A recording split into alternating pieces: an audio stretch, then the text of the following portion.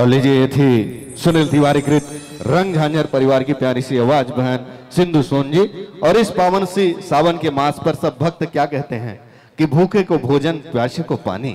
कि भूखे को भोजन प्यासे को पानी, जय बाबा बर्फानी, जय बाबा बर्फानी। ये जीवन तो है आनी और जानी, कि ये जीवन तो है आनी और जानी, मगर प्रेम की जो अद्भुत निशानी वो है जय बाबा बर्फानी, जय बाबा बर्फानी। और इसी मध्य में इस बकला बाबा के पवित्र प्रांगण में विराजमान जो आयोजन परिवार है वो चाहती है कि हमारी बहनों को जिस तरफ हमने बैठने के लिए जगह आरक्षित